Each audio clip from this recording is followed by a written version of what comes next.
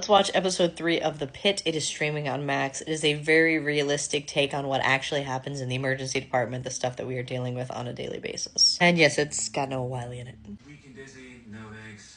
Flank pain, need a UA first, and buttock abscess. Great teaching case for a student. Don't make me tell Robbie you're cherry picking. I'll take projectile vomiting in North 5 for 200, Alex.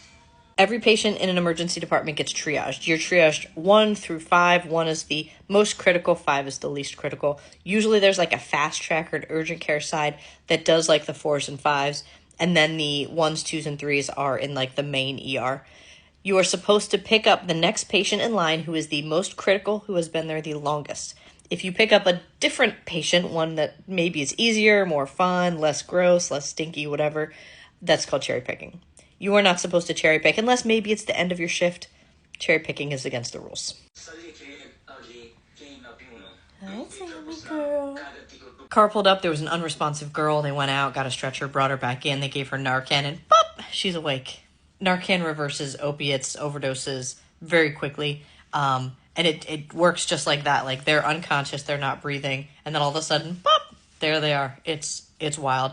It's really important to have Narcan around for the just-in-cases. The accidental ones, the intentionals, doesn't matter. What matters is bringing people back. 12 and a half minutes in, the team is doing a debrief after a patient passed away. We also do these after, like, a long resuscitation or, like, a really bad case, just to talk about what we did well, what could we do better next time, any other thoughts about it, and then just kind of sharing our feelings a little bit. And it does, help to talk about it, and it's important to making sure we're doing better the next time. The third-year med student just intubated the trauma patient, which probably one of the less realistic parts of the show is how much responsibility the med students have. We are a lot more controlling, especially in the PDER, over what's happening in the orders. Med students can't even put in orders in most hospitals.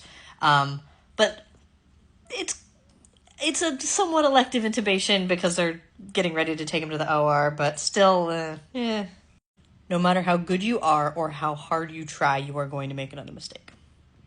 That's emergency medicine, unfortunately. Someone just stole an ambulance. The emergency department is a wild place. I remembered a comment, though, that somebody mentioned the language on this show is out of control.